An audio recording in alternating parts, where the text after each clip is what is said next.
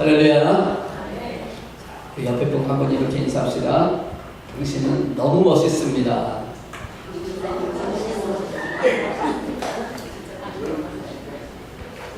왜 안 그래요? 멋있지 않은가요? 네, 그렇죠. 전 영서 오니까 다 멋있고 아름답게 보이는데 왜 웃으세요? 하나님께서 여러분 한 분 한 분을 지금 이렇게 바라보고 계시지 않을까 하는 생각을 해봤습니다. 우리 장로님 기도하는 가운데 그런 생각이 들었어요. 하나님이 지금 이 자리를 보시면서 얼마나 기뻐하실까. 은혜를 삼아하면서 기대를 갖고 나온 그 사랑하는 자를 보면서 참 멋있다. 힘들고 어렵던 삶 속에 있었음에도 불구하고 주님에 나와서 예배드리는 저 여러분을 보면서 하나님이 굉장히 기뻐하시겠다라는 생각을 해봅니다. 그래서 이 시간 이곳에 성령님 운행하시고 또 말씀을 증거할 때 말씀 속에 역사하시는 하나님의 능력을 청하기를 주의 이름으로 축복합니다. 예, 계속해서 지금 에베소서에 있는 말씀을 통해서 은혜 나누고 있습니다.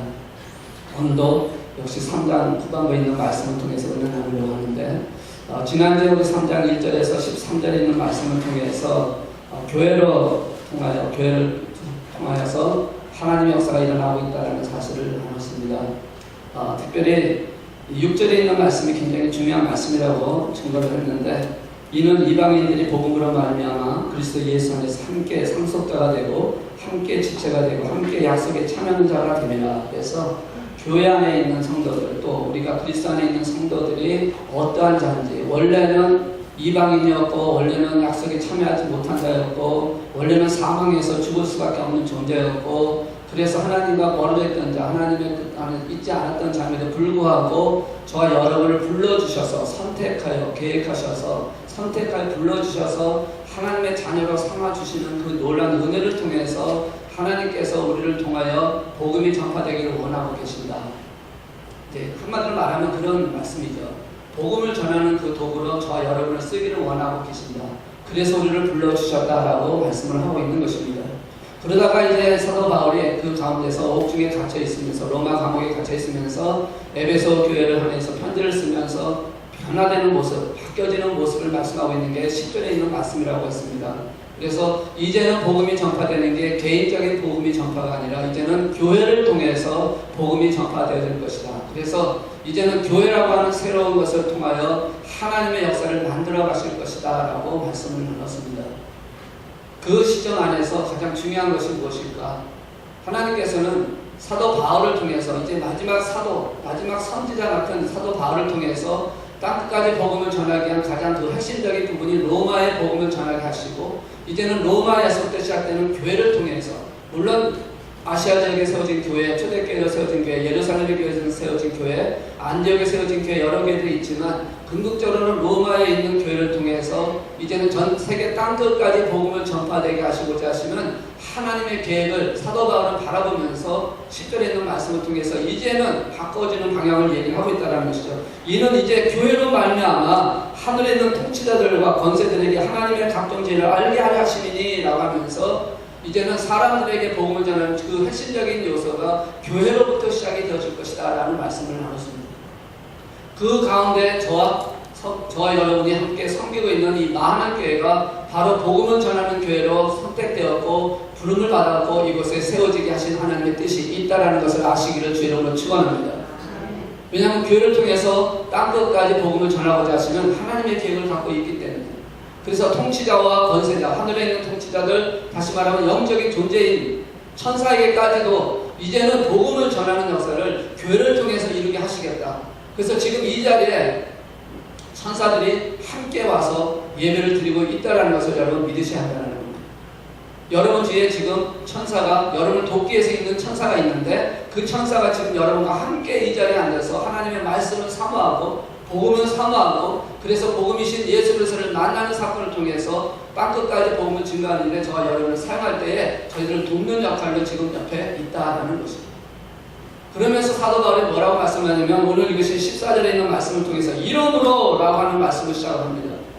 그러니까 교회를 통해서 복음이 전파되어져 가기를 이제 하나님의 계획하셨던 경륜 속에 비밀의 계시를 통해서 하나님이 하시고자 하셨던 그 모든 일들을 이루시게 하시는 하나님의 계획이 이제 교회를 통해서 이루어지는 과정을 가게 될 것인데 이러므로 라고 하면서 이제 그런 결론적으로 말씀하며 또 이렇게 해야 될 것인가를 하나님이 말씀하고 있는 부분을 설명을 하고 있고 우리에게 말씀을 하고 있다는 것입니다.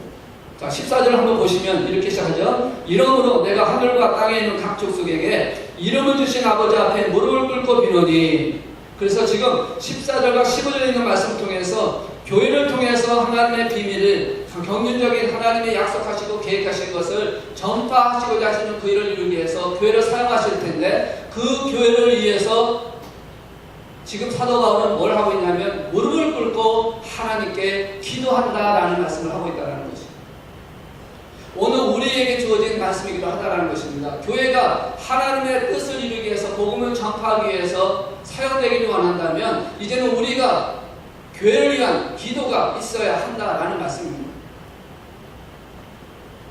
에베소서 2장에서 보시면 기도의 장면이 한번 나오는데요. 그 기도는 개인적인 기도가 됩니다. 개인적으로 영적 안에서 세워지는 기도를 위해서 사도 바울이 기도를 하고 있습니다. 그래서 그리스도인들이 어떻게 되기를 원하고 강성하게 되는 것을 원하고 있는데 이제는 그 개인적인 것이 바뀌어서 교회를 향하신 하나님이 원하시는 그 교회가 되기를 원한 기도의 모습으로 바뀌어가고 있는 것을 말씀을 하고 있다는 것입니다.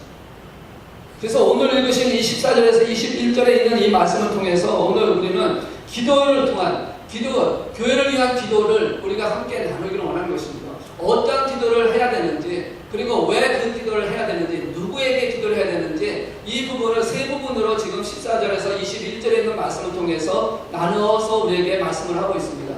그래서 첫째 부분은 뭐냐면 기도의 대상과 자세가 14절에서 15절에 말씀하고 있고 16절에서 19절에 있는 말씀을 통해서 기도의 내용을 얘기를 하고 있다는 것입니다. 그리고 20절에서 21절에 있는 말씀을 통해서 기도의 결론을 말씀을 하고 있습니다. 사도 바울의 교회를 향한 그 기도를 통해서 오늘 저 여러분이 섬기고 있는 교회를 향한 기도, 우리도 이러한 기도가 필요하고 이러한 기도를 우리도 해야 한다라고 말씀을 하고 있다는 것입니다. 자, 여기서 보시면 기도의 내용은 기도의 그 대상과 자세는 14절과 15절에 있는 말씀을 통해서 두 가지를 말씀합니다. 대상은 하나님 아버지께라고 말씀합니다. 여기 있는 말씀 보면 이름을 주신 온 땅과 하늘과 땅에 있는 각 족속에게 이름을 주신 아버지 앞에 무릎을 꿇고 비노니 나가면서 우리가 기도할 대상은 이름을 만드신 모든 것을 창조하신 하나님 앞에 기도해야 되는 우리가 너무나 잘 알고 있는 말씀입니다. 근데 어떻게 기도해야 된다고요? 그 다음에 있는 말씀 보니까 무릎을 꿇고 기도해야 한다라고 말씀합니다. 이게 기도의 자세라는 것입니다. 유대인들에게는 기도의 자세가 여러 개가 있습니다. 서서 하는 기도가 있고 엎드려서 하는 기도가 있고 무릎 꿇고 하는 기도가 있고 여러 가지 기도가 있는데 그 중에서 하나님이 원하시는 교회를 위한 기도를 할 때에 정말 그 마음속에 어떤 마음이 되느냐, 무릎을 꿇고 하는 기도가 되기를 원하고 계신다라는 것입니다. 무릎을 꿇고 기도하는 그 기도는 간절함을 의미한다는 것입니다. 전심을 다한 기도를 말씀하고 있다는 것이에요. 우리가 무릎을 꿇고 기도하는 대표적인 사람이 누굽니까? 성경에 나와 있는 대표적인 사람이 바로 예수 그리스도십니다. 겟세마네 동산에서 마지막 십자가 앞에 있을 때 주님께서 무릎을 꿇고 바위에 엎드려서 피땀 흘리는 그 눈물을 땀 흘리는 그 피를 통하는 같은 그 마음을 통해서 하나님 앞에 기도했던 그 모습이 바로 오늘 지금 14절에 말씀하고 있는 것과 같은 의미라는 것입니다. 무릎을 꿇고 기도하기를 원하고 계신다. 간절함을 갖고 구하기를 원하신다. 하나님의 뜻을 갖고 구하기를 원하신다라고 말씀하는 것입니다. 또한 우리가 예수님이 그런 기도를 볼 뿐만 아니라 또 우리가 사도행전에 보시면 스데반의 기도가 또한 그런 기도였다라는 것입니다. 돌에 맞아 죽어가면서 무릎 꿇고 하늘을 올려보면서 그 영혼들을 불쌍히 여기면서 저희들의 죄를 내게 하나님 돌리지 말라고 저희들의 죄를 용서해달라고 기도하는 그 기도, 간절함의 그 기도를 지금 말씀을 하고 있다는 것입니다. 우리가 구할 기도의 대상은 하나님이시며 또한 우리의 기도의 자세는 무릎을 꿇는 그 기도가 되어야 된다. 이것이 바로 교회를 향한 하나님께서 원하시는 우리들이 드려야 할, 우리가 교회를 향해서 구해야 할 기도의 제목이, 기도의 모습이 이런 기도가 되어야 한다라고 말씀을 하고 있다는 것입니다. 그리고 우리에게 말씀합니다. 기도의 내용에 대해서 말씀을 하고 있습니다. 어떤 기도의 내용을 들었을까? 여기에 보시면 5가지의 기도의 내용이 나옵니다. 16절에 보시면 그의 영광의 풍성함을 따라 그의 성령으로 말미암아 너희의 속사람을 능력으로 강건하게 하시오며 라고 첫 번째 기도의 내용이 나옵니다. 속사람을 능력으로 강건하게 원하시는 기도의 내용이 나옵니다. 두 두 번째는 17절에 있는 말씀 보니까 믿음으로 말미암아 그리스도께서 너희 마음에 계시게 하시었고 그리스도가 우리 마음에 계시게 하기 위해서 기도해야 한다라고 말씀을 하고 있습니다. 그리고 세 번째는 17절 후반부에 있는 말씀 보니까 너희가 사랑 가운데서 뿌리가 박히고 터가 굳어지기를 원한다. 그래서 그 안에서 좀 더 온전하게 쓰기를 원하는 하나님의 은혜를 사모하는 것이 되기를 원한다라고 세 번째로 말씀하고 있고 18절에 보니까 이렇게 말씀합니다. 능히 모든 성도와 함께 지식에 넘치는 그리스도의 사랑을 알고 그래서 네 번째는 지식에 넘치는 그리스도의 사랑을 알게 하기 위해서 기도해야 된다. 그리고 마지막 다섯 번째는 19절에 있는 말씀처럼 그 너비와 길이와 높이와 깊이가 어떠함을 깨달아 하나님의 모든 충만하신 것으로 너희에게 충만하게 하시기를 구한다. 충만하신 것으로 충만하기를 원하시는 기도가 있어야 한다라고 말씀을 하고 있는 것입니다. 이 다섯 가지를 한마디로 표현한다면 16절에 있는 말씀이에요. 너희 속사람을 능력으로 강건하게 하기를 원하는 기도가 필요하다라는 것입니다. 오늘 우리 많은 교회에 필요한 기도도 바로 이 기도인 줄로 믿습니다. 여러분 한 분 한 분의 속사람이 능력으로 강건해지기를 주님으로 축원합니다. 이 능력으로 강건하게 되어지는 것은 우리에게 이 마지막 때를 살아가는 저 여러분에게 그리고 복음을 전하기 위해서 하나님의 경륜 가운데서 선택된 교회에게 언약을 주신 교회 위에 꼭 있어야 할 하나님의 약속의 말씀이라는 것입니다. 이 속사람이 강건하게 되는 것이 필요하다라고 말씀하고 있는 것입니다. 이것을 다른 의미로 세 가지로 이렇게 표현한다면 무엇보다 중요한 것은 사람이 건강해야 되는 것처럼 육신이 건강해야 되는 것처럼 우리의 속사람도 건강해야 한다는 것을 말씀을 하는 것입니다. 여러분 속사람은 건강하십니까? 여러분 지금 속사람은 강건하고 있습니까? 여러분 그것을 우리는 날마다 찾아보며 구하고 그것을 알아보는 자가 되어야 한다는 자. 돈이 잃는 것은 조금 잃는 것이고 명예를 잃는 것은 많이 잃는 것이고 건강을 잃는 모든 것을 잃는 것이다. 그렇게 세상적으로 얘기를 합니다. 그런데 여기서 우리는 하나님의 말씀을 통해서 본다면 속사람을 잃는 것은 영혼을 잃는 것이다 라는 것이에요. 속사람을 잃어버리는 순간 내 안에 있는 영적인 그 생명을 잃어버리는 순간 영원한 것을 잃어버리는 삶이 되어진다는 것이죠. 육신적인 것 그것을 건강에 이런 그런 것을 약하게 되는 것도 힘들고 상황이 어렵긴 하지만 영적인 부분에서 속사람을 잃어버리는 것은 더 큰 문제가 되어진다는 것이죠. 속사람이 강건하지 않고 속사람을 잃어버리게 된다면 그 사람은 어디로 가야 됩니까? 지옥으로 갈 수밖에 없다라는 것입니다. 천국이 없다면 모르지만 천국은 분명히 있기 때문에 속사람을 잃어버린 자는 속사람이 강건한 것을 잃어버린 자는 영원한 세계 속에서 지옥에 갈 수밖에 없는 존재가 되어진다는 것을 알아야 한다는 것입니다. 그래서 오늘 말씀을 통해서 교회에게 주시는 말씀 중에 가장 중요한 것이 바로 속사람이 강건하기를 원하는 기도를 교회에 있는 모든 성도들의 그 속사람이 강건해지기를 원하는 기도를 우리는 모두가 해야 한다라고 말씀을 하는 것입니다. 내 옆에 있는 성도를 향해서 내 옆에 있는 가족을 향해서 내 옆에 있는 그 믿음의 사람을 위해서 우리는 강건하기 위한 기도를 우리는 무릎을 꿇는 그 자세로 기도를 해야 한다라는 것을 말씀하고 있습니다. 왜냐하면 그 속사람을 잃어버리게 되면 죽음 후에 심판이 있기 때문에 그렇다는 것입니다. 히브리서 9장 27절에 있는 말씀을 통해서 분명히 말씀하고 있지 않습니까? 한 번은 죽는 것인데 죽음에는 심판이 있을 것이다 라고 말씀하고 있지 않습니까? 그렇기 때문에 우리 속사람은 강건해야 한다라고 말씀을 하고 있다는 것이죠. 우리의 영혼이 잘된 같이 범사가 잘되고 그리고 강건해지기를 원한다고 하는 말씀처럼 우리 속사람이 거듭나야 되고 성령으로 거듭난 역사가 일어나야 한다는 것을 말씀합니다. 그래서 16절에 있는 말씀 보면 그의 성령으로 말미암아 너희 속사람을 능력으로 강건하게 하시오며 라고 말씀하고 있다는 거죠. 속사람을 강건하게 하는 것은 성령으로 이루어지는 사건이다 라고 말씀하고 있습니다. 고린도후서 4장 16절에 있는 말씀 보면 이렇게 말씀합니다. 그러므로 우리가 낙심하지 아니하노니 우리 겉사람은 넘어지나 우리 속사람은 날로 새로워지도다. 로마서 7장 22절에 있는 말씀을 통해 보면 내 속사람으로는 하나님의 법을 즐거워하거든 이라고 말씀합니다. 그래서 성경은 계속해서 우리 안에 속사람이 있다는 것을 말씀을 하고 있다는 것입니다. 그러니까 이 속사람을 강건케 하기를 원하시는 사도 바울이 지금 감옥에 갇히면서 지금 에베소 교회에 보낸 편지를 통해서 이제는 교회를 통해서 복음이 전파되어져 갈 텐데 그 복음을 전파시키는 교회 안에 있는 성도들의 그 속사람이 강건해지지 않으면 안 된다라고 말씀을 하고 있다는 것입니다. 오늘 저 여러분이 이런 말씀 안에서 속사람이 강건해지기를 주의 이름으로 축원합니다. 아멘. 예수 그리스도로 거듭난 감정, 예수 그리스도로 거듭난 지성, 예수 그리스도로 거듭난 양심, 이 성령 안에서 거듭난 그 모습이 되어져 강건해지지 않으면 이 모든 영적 싸움에서 승리할 수 없기 때문에 그렇다라는 것입니다. 마지막 때의 싸움은 혈과 육의 싸움이 아니라 공중원세 잡은 영적인 싸움이라고 말씀을 하고 있는 것입니다. 복음을 전하는 것도 긍정적인 궁극적인 싸움은 무엇입니까? 영적인 싸움이라는 것입니다. 교회를 통해서 하시고자 하는 그 복음을 전파되려고 할 때에 그것을 방해하고 막는 모든 영적인 싸움이 있기 때문에 우리 속사람이 강건해지지 않고서는 그들을 이길 수가 없다는 것입니다. 그래서 강건하기를 원하고 계신다는 것입니다. 중요한 것은 우리가 성공과 실패가 육체적인 보이는 것이 아니라 영적인 싸움에서 성공과 실패를 결정할 수 있는 것이기 때문에 우리의 속사람이 강건하기를 원하시는 하나님의 뜻을 사도 바울은 지금 이 말씀을 통해서 에베소 교회를 통하는 편지를 통해서 우리에게 지금 말씀하고 있다는 것입니다. 우리가 교회에 기도하는 가정 중에 가장 중요한 것은 바로 영적인 속사람이 강건해지기 위해서 기도하는 저와 여러분이 되어야 한다는 것입니다. 자, 그렇다면 어떻게 그것을 강건하게 하느냐라는 것입니다. 육체의 건강을 위해서 여러분 우리는 어떻게 됩니까? 육체의 건강을 위해서 하는 방법이 몇 가지가 있죠. 첫째는 운동을 하는 것입니다.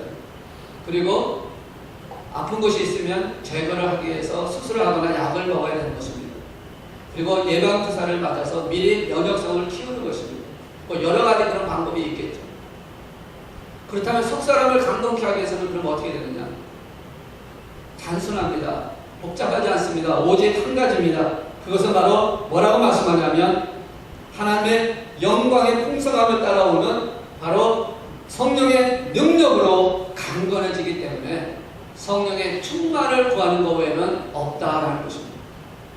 여러분 속사람이 강건하게 원하신다면 성령의 충만함을 구하셔야 한다는 것입니다. 성령의 충만을 놓고 기도해야 한다라고 말씀하는 것입니다. 성령님이 부어주시는 힘으로 강건해진다라는 것입니다. 우리의 힘으로는, 우리의 현실로는, 우리의 재능으로는, 우리의 지식으로는 불가능하다라는 것입니다. 우리의 속사람을 아무리 강건케 하겠다 할지라도 성령의 도심이 없이는, 성령의 충만함이 없이는, 성령의 능력으로 함께하지 않고서는 우리의 속사람이 강건해질 수 없다라고 말씀을 하고 있다는 것입니다. 그래서 우리는 이것을 위해서 구해야 한다는 것입니다. 여러분 기드온이 어땠습니까? 그는 작은 자라고 얘기했습니다. 하나님 앞에 그는 수 없는 자라고 얘기했습니다. 그런데 하나님께서 그에게 성령을 부어주셨을 때 그는 큰 용사가 되어졌다는 것이죠. 예수님의 제자들은 어땠습니까? 십자가에 죽으신 예수님을 바라볼 때 그들은 불안과 두려움 속에서 도망을 가고 방에 갇혀서 숨어 있었던 그들에게 오순절 마가다락방에 열렸던 성령의 불의 여와 같이 갈라진 능력의 역사가 나타날 때 그들은 담대하게 복음을 전하다 승리하는 길까지 걸어갔던 그 모습을 우리에게 보여주고 있다는 것입니다. 성령의 능력이 아니고는 불가능하다는 것이에요. 속사람이 강건하기를 원하십니까? 그렇다면 성령의 능력을 구하는 저 여러분이 되어야 한다는 것입니다. 그 일을 위해서 우리는 기도하고 그 일을 위해서 우리는 부르짖어야 한다는 것입니다. 그럴 때 성령의 능력으로 우리를 속사람을 강건하게 하심으로 말미암아 복음을 전하는 교회의 역사를 만들어가는 하나님의 능력이 나타날 줄로 믿습니다. 두 번째로 17절에 있는 말씀을 통해서 우리에게 또한 이렇게 말씀합니다. 믿음으로 말미암아 그리스도께서 너희 마음에 계시게 하셨고 너희가 사랑 가운데서 뿌리가 박히고 터가 굳어져서 라고 말씀합니다. 이 마음을 믿음으로 말미암아 주님이 경영하기를 기도해야 한다라는 말씀입니다. 우리의 마음을 믿음으로 말미암아 예수님이 경영하기, 예수님이 다스리기를 기도해야 한다는 것이죠. 우리 사람들은 마음의 움직임에 따라 움직이게 되어 있습니다. 오늘도 여러분 교회를 가야겠다라는 생각을 하고 은혜를 받아야 되겠다고 사모하는 마음으로 기대하는 마음으로 여러분 마음이 작정한 대로 그것을 따라서 나온 것입니다. 만약에 그런 마음이 아니라 이제 휴가도 다 끝나고 이제 마지막 주일인데 놀러 한번 갈까 아니면 어디로 갈까라고 생각했다면 그 사람은 교회 나오지 못하고 글로 갈 수밖에 없다는 것입니다. 사람은 마음에 따라서 움직이게 되어 있다는 것입니다. 그래서 인생은 어떻게 보면 우리의 마음을 따라서 이루어지는 사건으로 마지막 결정체를 만들어 간다는 것이죠. 그래서 이 마음을 경영하는 자는 세 종류의 사람이 있다라고 얘기를 합니다. 하나는 자신이 주인이 돼서 자신이 결정을 하는 것입니다. 자신의 지식과 자신의 지성과 자신의 지혜와 자신의 그러한 것을 통해서 자신의 삶을 결정하는 사람입니다. 또 한 사람은 사단에게 모든 것을 맡겨서 사단에 의해서 끌려가는 사람입니다. 아마 그렇게 생각합니다. 사단이 어디 있습니까? 라고 생각하는 분이 있을지 모르지만 세상 풍속을 따라가는 사람, 육체의 욕심을 따라가는 사람은 바로 곧 사단의 경영을 따라가는 사람이라고 볼 수가 있다는 것입니다. 그리고 세 번째 사람은 예수님께서 경영하는 대로 맡기는 사람이다라는 것입니다. 우리의 승리의 인생이 되기 위해서는 예수님이 우리 마음을 경영하는 자가 되어야 한다는 것이죠. 궁극적인 성공은 예수님의 시각으로 보는 것이 궁극적인 성공이라는 것입니다. 세상적인 시각으로 아무리 보고 세상적으로 많은 것이 이뤘다 할지라도 그것은 세상적인 눈에서 보는 성공이고 실패가 되는 것이지 주님이 보는 성공과 실패가 아니라는 것입니다. 주님이 보는 성공과 실패는 세상이 보는 것과 다르다는 것입니다. 비록 세상에서 실패한같이 본다 할지라도 주님께서는 그것을 성공으로 보실 수가 있고 또 성공했다고 보는 그 사람을 주님께서 보실 때는 실패가 되어지는 것으로 볼 수도 있다는 것입니다. 그래서 중요한 것은 내 마음의 경영을 누가 하느냐가 굉장히 중요하다는 것이죠. 우리 마음에 주님께서 경영하는 자가 되어야 한다는 것입니다. 그걸 놓고 기도해야 한다는 것입니다. 그러면 이런 질문이 생기게 됩니다. 우리 안에 이미 예수님이 계시는데 또 주님이 또 들어오셔서 경영을 해야 된다는 얘기인가? 라는 그런 의미도 들 수 있는데 그런 말씀이 아니라 우리 안에서 우리를 이끌어 가신다고 하는 그 말씀은 영원토록 우리의 생명이 끝나는 그 순간까지 계속적인 것을 말씀을 한다는 것입니다. 임시적인 것이 아니라 잠깐 있는 것이 아니라 계속적으로 나를 경영할 수 있게끔 기도해야 한다는 말씀이에요. 우리 안에 이미 예수님이 와 계십니다. 또 다른 보혜사신 성령님께서 예수를 믿는 순간에 저 여러분에게 들어와 계십니다. 근데 그 주님이 여러분의 삶에 영원토록 함께하는 주님 앞에 서는 그날까지 인생이 끝나는 생명이 끝나는 그 순간까지 계속적으로 여러분의 주인이 되어졌냐라는 것입니다. 우리는 내가 원하는 뜻을 하기를 원할 때가 많아서 주님이 원하시는 것에 대해서 자꾸 거부하려고 하는 것이 많이 있기 때문에 그렇다는 것이죠. 필요 없다고 생각하는 것, 이것은 아니라고 생각하는 것, 내게 불이익이라고 생각하는 것, 내가 손해볼 것 같은 생각이 들면요, 하나님이 원하시는 것임에도 불구하고 그것을 거부하려고 하는 마음이 우리에게 있다는 것입니다. 그런데 지금 여기서 말씀하는 마음의 경영을 주님께 맡긴다는 얘기는 그러한 모든 것조차를 주님께 맡기겠다라고 하는 주인이 되게 하시겠다고 하시는 그래서 나는 종으로서 주인 되신 예수님을 따라가겠다는 그 마음을 말씀을 하고 있다는 것입니다. 예수님의 삶의 주인이 되기를 기도하는 자가 되어야 한다라고 말씀을 하는 것입니다. 여러분 마음속에 지금 누가 여러분의 주인이 되어 있습니까? 여러분이 주인이라면 이 시간 그것을 회개하시기를 주님으로 축원합니다. 만약에 세상 풍속과 그리고 육체의 욕심을 따라가고 있다면 지금 나는 마귀에게 끌려가고 있다는 것을 아시고 그것을 가감히 물리치시는 저 여러분 되기를 원합니다. 우리에게 가장 중요한 것은 예수 그리스도의 중심, 예수님을 따라가는 자가 되어야 한다는 것입니다. 예수님의 말씀 안에서 말씀대로 살아가는 자, 그래서 마음의 경영을 오늘 17절에 있는 말씀처럼 믿음으로 말미암아 그리스도께서 너의 마음에 계시게 하시고 그리스도께서 우리 마음에 계시게 하시옵시고 그래서 그 가운데서 뿌리가 박히고 터가 굳어지기를 원하시는 하나님의 뜻대로 움직일 수 있는 저 여러분이 되기를 원하시는 그 기도를 지금 사도 바울은 에베소 교회 팬들을 불러 통해서 교회를 향한 기도를 통해서 말씀하고 있지만 그 기도가 바로 저 여러분을 향한 기도이고 오늘 우리 만화교회가 해야 할 기도의 내용이다라는 것입니다. 강건한 교회가 되기 위해서는요, 우리는 우리 마음에 예수 그리스도가 들어와 계셔야 한다는 것입니다. 주인이 돼서 들어와 왔다 갔다 하는 그런 게 아니라 주인이 되어서 내 마음에 들어와 계셔야 한다는 것입니다. 우리 마음속에는 오직 예수 그리스도만이 심령 속에 있어야 한다는 것을 말씀하는 것입니다. 사람도 아니고 어떤 지식도 아니고 어떤 재능도 아니라는 것입니다. 어떤 선지자나 아니면 어떤 인간적인 어떤 그런 자들이 아니라는 것입니다. 우리 안에 들어와 있어야 할 분은 예수 그리스도, 또 다른 보혜사이신 성령님이 우리를 주장하시는 그 마음의 경영을 이루어가시는 성령님께서 나를 이끌어갈 수 있게끔 우리가 온전히 맡겨야 한다라고 말씀하는 것입니다. 이 마음을 경영할 수 있게 하는 것은 바로 믿음으로 그 일을 이루게 하신다라고 17절 처음에 말씀합니다. 믿음으로 말미암아 그렇게 되어질 것이다. 그래서 마음의 경영을 주님께 맡기는 그 상황은 믿음으로 이루어지는 상황이다라는 것이에요. 믿음으로 그것을 선포하고 믿음으로 그것을 고백할 때 그 마음의 경영은 바로 예수를 통해서 이루어지는 사건이 되어진다라는 것입니다. 여러분 믿음으로 선포하시는 저와 여러분 되시기를 주의 이름으로 축원합니다. 그래서 예수님이 경영하는 우리의 심령이 되고 우리 만한교회가 되고 우리 만한교회 사랑하는 성도들이 되기를 다시 한번 주의 이름으로 축원합니다. 자, 마지막으로 세 번째는요, 17절에서 19절에 있는 말씀을 통해서 이렇게 말씀합니다. 사랑 가운데 뿌리 박고 터가 굳어지기를 원하시는 그 가운데서 충만하기를 구하는 기도를 한다. 지금 교회를 향해서 주어지는 기도, 사도 바울이 지금 에베소 교회를 향해서 드리는 기도의 내용 세 번째가 바로 이것이라는 것입니다.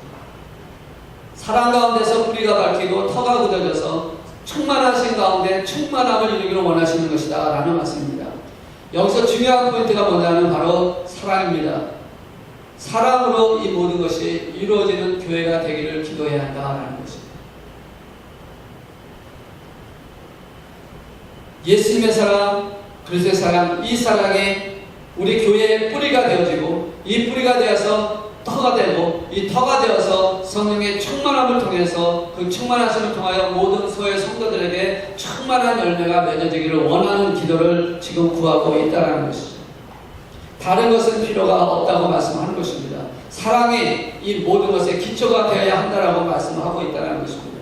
교회의 힘은 어디에서 나오느냐? 성령의 능력 안에서 세워지는 것인데 그 성령의 능력이 나타나는 그것이 바로 사랑으로 나타나야 한다라고 말씀을 하는 것입니다.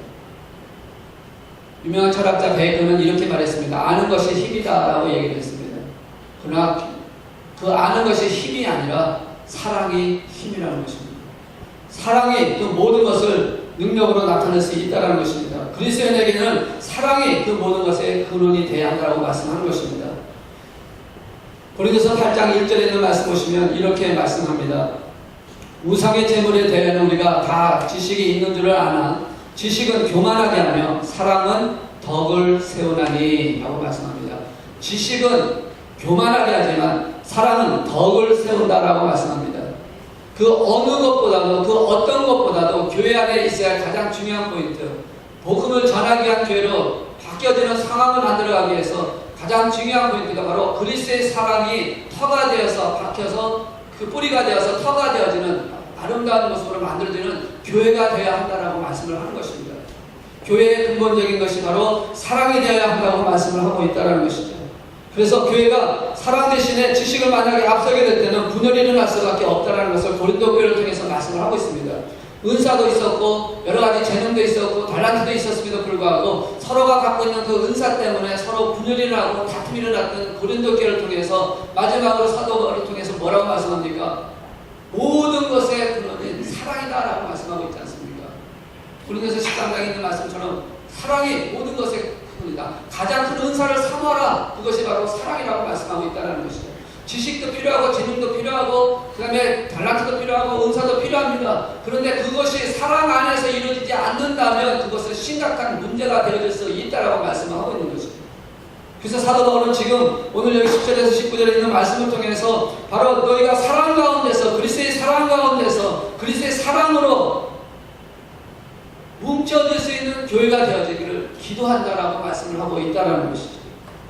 사랑 없는 그 모든 것은 교만하고 거만할 수밖에 없다라고 말씀하는 것입니다. 믿음 중요합니다. 약속을 따라 소망 가운데 살아가는 것 중요합니다. 그런데 그러한 모든 것조차도 사랑이 없는 믿음이 된다면 그것은 의미 없는 믿음이 되어진다는 것입니다. 지금 제가 전하는 말씀도 사랑이 없는 말씀이 되어진다면 의미가 없다는 것입니다. 이것은 우리를 세우려고 하시는 하나님의 말씀이라는 것이에요. 저와 여러분을 하나님의 사랑 안에 묶이게 하셔서 그걸 통해서 하나님의 능력을 나타내기를 원하시고 하나님께서 이 땅에 오셔서 하셨던 그 사랑을 보여주기를 원하셔서 교회를 통해서 사용하시기를 원하시는데 그 교회가 그 하나님의 사랑을 품고 사랑을 나누지 않으면 안 된다라고 말씀하고 있는 것이에요. 그래서 17절에 말씀합니다. 너희가 사랑 가운데서 뿌리가 박히고 터가 굳어져서 그 다음에 그 18절에 있는 말씀은 성도와 함께 지식에 넘치는 그리스도의 사랑을 알고 이 그리스도의 사랑은 지식보다 더 훨씬 넘치는 것이라는 겁니다. 그 지식을 넘어서는 것이라고 말씀하는 것입니다. 그래서 그 사랑으로 그 지식을 넘쳤음으로 말미암아 그 사랑을 전하는 자가 되어질 때 시간을 초월하고 그 시간을 초월한 열매를 맺음으로 하나님의 영광을 나타내게 되어진다라는 것입니다. 야곱이 라헬을 사랑해서 7년이라는 기간을 그렇게 보냈던 것 같이 사랑하게 되면 그 모든 것을 감쌀 수가 있고 사랑하게 되면 그 모든 것을 나눌 수가 있고 사랑하면 그 모든 것을 이해할 수가 있게 되어진다라고 말씀하고 있다는 것입니다. 사랑은 모든 것을 초월한다고 말씀을 하고 있다는 것입니다. 바울이 지금 이 로마 감옥에서 지금 보내는 편지를 통해서 이렇게 말씀하며 감사하고 이렇게 복음을 전하는 이런 고난 가운데서 일할 수 있었던 그 가장 큰 원인은 어디에 있을까요? 바로 사랑이었습니다. 고린도후서 5장 14절에 있는 말씀 보시면 이렇게 말씀을 하고 있습니다. 그리스도의 사랑이 우리를 강권하시도다. 우리가 생각하건대 한 사람이 모든 사람을 대신하여 죽었은즉 모든 사람이 죽은 것이라. 그리스도의 사랑이 우리를 강권하시도다. 그리스도의 사랑으로 강권함을 통해서 지금 사도 바울이 받는 그 모든 고난, 그 죽음까지 하는 그런 상처, 그런 고통 가운데 있음에도 불구하고 이렇게 복음을 전하는 일에 사용되었다는 그 자체를 얼마나 기뻐하고 감사했는지 모른다는 것입니다. 바로 사랑이라는 것입니다. 이 사랑이 그 사랑을 통해서 모든 것을 이길 수 있다라고 말씀하고 있는 것입니다. 그래서 19절에 보시면 그 너비와 길이와 높이와 깊이가 어떠함을 깨달아 하나님의 모든 충만하신 것으로 라고 이렇게 표현하고 있다는 것입니다. 하나님의 사랑이 얼마나 큰지, 얼마나 높은지, 얼마나 깊은지, 얼마나 큰 것인지를 말씀을 하는 것입니다. 그 하나님의 사랑이 얼마나 컸습니까? 오늘 우리에게 말씀합니다. 바로 예수 그리스도를 통해서 그 사랑을 우리에게 표현하고 있다는 것입니다. 주님의 사랑은 어떤 사랑이었습니까? 마가복음 2장 17절에 있는 말씀 보니까 예수께서 들으시고 그에게 이르시되 건강한 자에게는 의사가 쓸데없고 병든 자에게는 쓸데있느니라. 나는 의인을 부르러 온 것이 아니요 죄인을 부르러 왔노라. 그래서 주님의 사랑은 죄인을 부르시는 사랑이었다는 것입니다. 죽어가는 자를 부르시는 사랑이었다는 것입니다. 멸망할 수밖에 없는 사랑을 부르시는 사랑이었다는 것입니다. 바로 오늘 우리가 그 사랑으로 우리 교회도 되어져야 한다는 것입니다. 우리도 그런 사랑을 가져야 한다는 것입니다. 죄인을 구하는 그 사랑, 죄인을 찾으시는 그 사랑. 그래서 주님 하나님께서도 아담이 범죄했을 때 사랑을 아담이 나무의 실과를 타먹고 범죄했을 때 주님은 찾아오셔서 아담아 네가 어디 있느냐라고 찾으시는 그 목소리를 우리에게 말씀하는 것처럼 오늘 우리 교회도 죄인을 찾는 교회가 되어져야 한다. 왜? 그래야 복음이 전파되기 시작하기 때문에 복음의 전파의 대상은 죄인이라는 것입니다. 의인에게는 쓸데가 없다라고 말씀합니다. 자기가 선하다고 생각하고 자기가 의롭다고 생각하는 사람이 복음을 받겠습니까? 안 받지 않습니다. 오늘 우리가 그 주님의 사랑을 우리가 찾아야 된다고 말씀합니다. 또한 야고보서 1장 17절에 있는 말씀 보니까 이렇게 말씀합니다. 온갖 좋은 은사와 온전한 선물이 다 위로부터 빛들의 아버지께로 내려오나니 그는 변함도 없으시고 회전하는 그림자도 없으시니라 라고 말씀합니다. 이 말은 무슨 말입니까? 모든 것을 주시는데 더 풍성하게 주시는 하나님이시다. 모든 걸 주시는데 더 넘치도록 주신다. 20절에 있는 말씀도 그와 같은 말씀이죠. 우리가 구하거나 생각하는 모든 것에 더 넘치도록 능히 하시리다 라고 말씀하고 있다는 것이죠. 온갖 좋은 은사와 온전한 선물이 다 위로부터 하나님께로부터 다 내려오게 하시는, 부어주시기를 원하시는, 부어서 차고 넘치게 하기를 원하시는 그 하나님의 사랑을 우리에게 말씀을 하고 있다는 것이죠. 그래서 주님은 이 땅에 오셔서 그 자신에 있는 그 모든 것을 다 내어버리고 우리에게 그 사랑을 보여주셨습니다. 그 사랑을 힘입어 저 여러분이 지금 이 자리에 앉아있는 것입니다. 주님의 그 사랑이 있었기에, 십자가에 들으신 그 사랑이 있었기에, 죽음의 그 사랑이 있었기에 우리의 죄를 용서받고 하나님의 자녀가 되는, 그래서 지난번 말씀드렸던 상속자가 되는 권한을 얻었고 지체가 되는 원서를 얻었고 그리고 약속에 참여하는 자가 되는 그런 놀라운 은혜의 그 약속을 우리가 받을 수 있게 되었다는 것입니다. 그게 하나님의 사랑이라는 것입니다. 모든 것을 더하여 주시는, 채우시기를 원하시는, 부어주시기를 원하시는, 넘치기를 주시는, 내 잔이 넘친나이다라고 고백했던 다윗의 고백같이 우리에게 차고 넘치도록 부어주시고 하시는 하나님의 사랑을 말씀하고 있는 것이라는 것입니다. 주님의 사랑은 또 어떤 사랑입니까? 로마서 5장 8절에 있는 말씀 보니까 이렇게 말씀합니다. 우리가 아직 죄인 됐을 때 그리스도께서 우리를 위하여 죽으심으로 하나님께서 우리에 대한 자기의 사랑을 확증하셨다라고 합니다. 사랑은 아들을 주시는 사랑이었다는 것이죠. 주님께서 하나님께서 자기의 아들을 우리에게 주셔서 자신의 아들을 죽임으로 말미암아 우리를 구원하시고자 하시는 그 사랑을 우리에게 보여주신 그 사랑을 오늘 우리가 뿌리를 박아서 그 터 위에 세워놔야 한다는 것입니다. 우리 교회가 그렇게 돼야 한다는 것입니다. 주님의 사랑으로 웃겨진 교회, 주님의 사랑으로 일어나는 교회, 그래서 이 사랑은 끊을 수 없는 것이라는 것을 말씀하고 있지 않습니까? 로마서 8장 38절에서 39절에 있는 말씀 보시면 이렇게 말씀합니다. 제가 공독합니다. 내가 확신하노니 사망이나 생명이나 천사들이나 권세자들이나 현재이나 장래이나 능력이나 높음이나 깊음이나 다른 어떤 피조물이라도 우리를 우리 주 그리스도 예수 안에 있는 하나님의 사랑에서 끊을 수 없으리라. 아멘.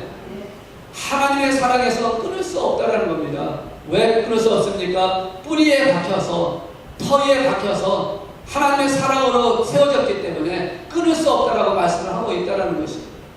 하나님의 사랑은 그만큼 우리에게 행하신 그 사랑이 그렇게 크고 높고 깊고 넓다라고 말씀한 것입니다. 그 사랑을 위해서, 그 사랑을 갖고 있는 교회가 되기 위해서 사도 바울은 지금 교회가 위해서 기도하는 기도의 제목을 이렇게 말씀하고 있는 것입니다. 하나님의 사랑으로 위해진 교회가 되도록 기도해야 된다라고 말씀하는 것입니다. 요한일서 4장 8절에 있는 말씀 보시면 이렇게 말씀합니다. 사랑하지 아니하는 자는 하나님을 알지 못하나니 이는 하나님은 사랑이십니다. 여러분, 하나님의 사랑이심을 알 수 있는 자는 사랑하는 하나님을 사랑하는 자가 되어야 된다. 하나님을 사랑하지 않으면 하나님의 사랑이신 것을 모른다는 것입니다. 여러분, 하나님의 사랑이신 것을 아십니까? 하나님은 사랑이신 것을 아십니까? 자신이신 예수님을 독생자를 십자가에 죽기까지 우리를 사랑하시는 그 하나님을 사랑하시는 것을 여러분 아십니까? 그거 아는 것은 바로 우리가 하나님을 사랑할 때 알 수 있다는 것입니다. 하나님을 사랑하지 않으면 그것을 모른다는 것입니다. 그러니까 우리가 하나님의 그 진정한 사랑을 안다면 우리는 그 사랑 안에서 끊을 수 없다는 것도 알게 되는 것이고, 그 사랑 안에서 하나님의 어떤 분이라는 걸 알기 때문에 그 하나님께서 우리에게 차고 넘치도록 부어주신 하나님을 알게 되는 것이고, 그렇게 되어진 하나님의 사랑 안에 있기 때문에 21절에 있는 말씀처럼 교회 안에서 그리스도 예수 안에서 영광이 대대로 영원무궁하기를 원하노라 라고 선포하게 되어진다는 것입니다. 여러분, 우리 마흔교회에 하나님의 사랑이 있는 줄로 믿습니다. 이 하나님의 사랑을 끊을 수 없는 하나님의 사랑인 줄로 믿습니다. 이 사랑은 우리가 주님 앞에 서는 그날까지, 마흔교회가 존재하는 그 순간까지, 하나님께서 쓰고자 하는 사명을 이루는 그 순간까지 하나님의 사랑은 끊어지지 않을 줄로 믿습니다.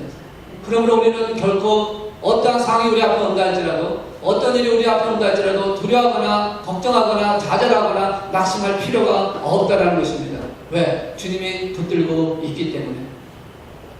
여러분, 이것은 우리의 믿음으로 하나님의 사랑을 알고 있는 사람만이 알 수 있는 비밀이라는 것입니다. 이것을 선포하고 이것을 구하고 기도하라고 사도 바울은 말씀하고 있다는 것입니다. 기도를 들으시는 하나님께 기도하는 우리가 되기를 원해서 내 인생의 주인이 예수님이심을 선포하고, 그리고 하나님의 뜻대로 하나님을 사랑하고 하나님을 원하시는 대로 교회를 위해서 기도하며 달려가는 많은 교회 성도가 되기를 주의 이름으로 축원합니다. 이 일을 위해서 오늘 우리에게 말씀하고 있는 것입니다. 경륜과 계시의 비밀을 보내주시고 깨닫게 하시는 그 모든 일은 바로 교회를 통해서 복음을 전하려고 하시는 하나님의 그 비밀적인 사건을 우리에게 말씀하면서 이제는 그 일을 위해서 우리 모두가 교회를 위해서 기도해야 한다. 성도를 위해서 기도해야 한다. 이 기도가 바로 하나님의 능력을 나타내는 본인이라고 말씀하고 있다는 것입니다. 이제 우리 이 말씀을 통해서 우리 교회가 가야 할 기도를 어떻게 해야 되는지, 또 어떻게 우리가 교회를 향해서 달려갈지를 분명히 깨달으시고, 오늘 주신 말씀을 통해서 저와 여러분이 교회를 해서 기도할 때 우리 많은 교회가 든든히 서가는 역사가 일어나고 땅끝까지 복음을 전하는 사명을 감당하는 그런 교회가 될 줄로 믿습니다. 그런 교회가 되는 성도님 되시기를 주의 이름으로 축원합니다.